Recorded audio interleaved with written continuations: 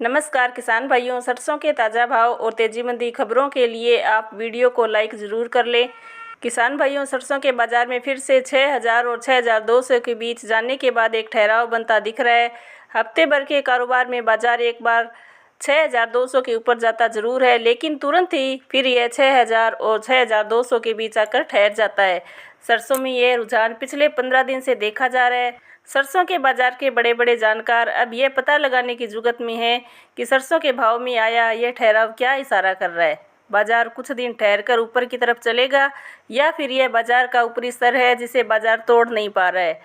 DHD news पर हमने सरसों के लेवल पहले से ही बता दिए थे और इस बार पुरजोर तरीके से कहा था कि अगर बाजार 6,200 के ऊपर निकल जाता है और ऊपर के भाव को होल्ड कर लेता है, तभी जाकर सरसों में फिर से अगली तेज़ी का ग्राउंड तैयार हो सकता है। आप देख ही रहे हैं कि बाजार इस समय ठीक उसी तरह से कारोबार दिखा रहा है।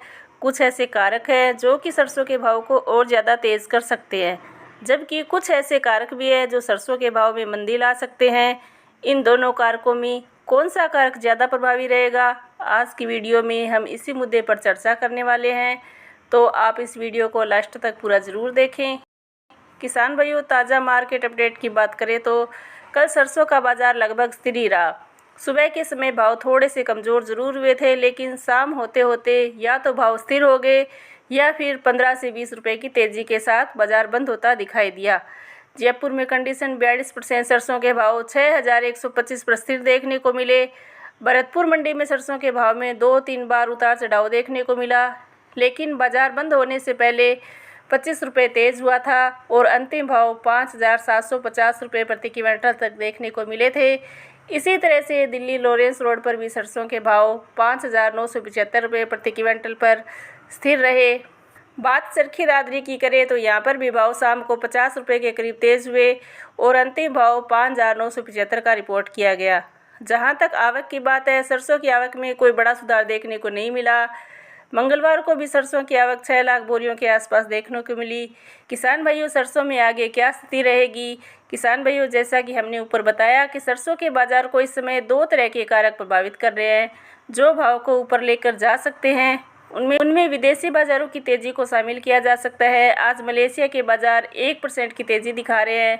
बाज़ार में इसका पॉजिटिव असर दिख सकता है।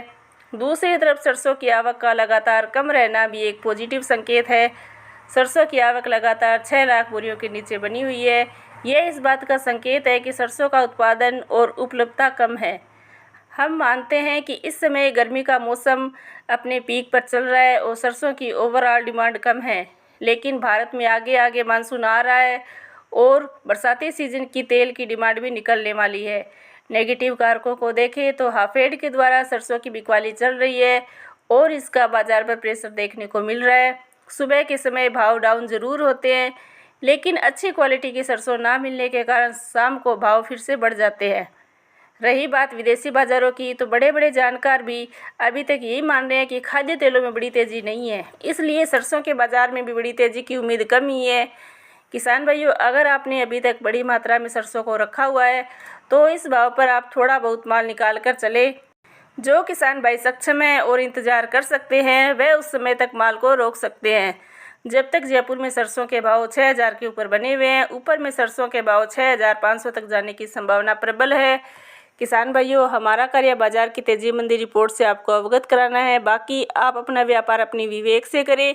साथ ही साथ वीडियो को लाइक और चैनल को सब्सक्राइब भी जरूर करें। जय जवान जय किसान।